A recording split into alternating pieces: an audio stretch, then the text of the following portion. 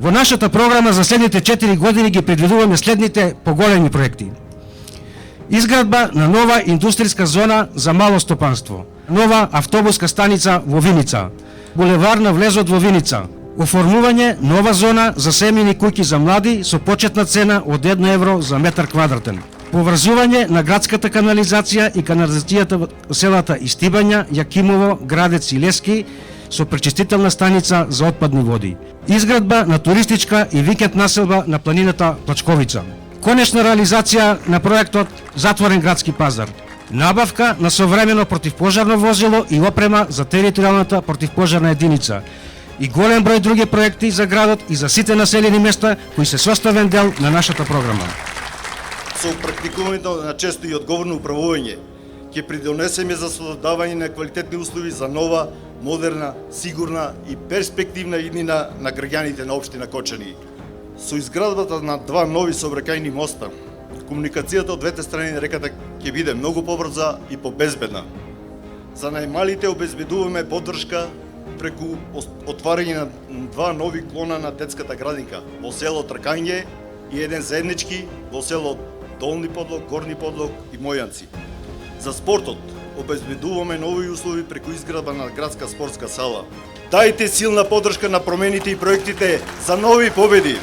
Кога ќе ги погледате митинзите на кои што Зоран Заев и они мали зоранчиња, кандидати за градоначалници од СДСМ, како зборуваат, ќе си речете дека овие во суштина 4 години биле во опозиција, не биле градоначалници, министри, директори, премиери во оваа држава. Просто човек не може да се изначуди на сета таа нивна глупост и дрскост која што ја кажуваат на митинзите. Мислат дека се ова 5-6 години наназад кога беа во опозиција и сега ние сме заборавиле дека 4 години пустошат, плячкаат, лажат, понижуваат, се што може да распродаваат. Денеска овде, и во Чешиново блешео, и во Зрновци, и во Кочани, разговарав со оризопроизводителите. Велат, нема кој да го купи родот, а и тој што го купуваат по странни 12 денари, ако имаме среќи и до 15 денари. Еве, јас ке пресметам на 15 денари.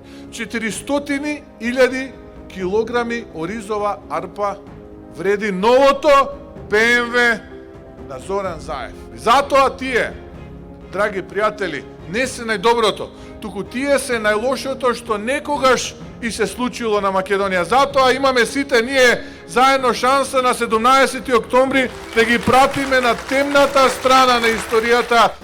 Создади нова иднина, промени, проекти, победи.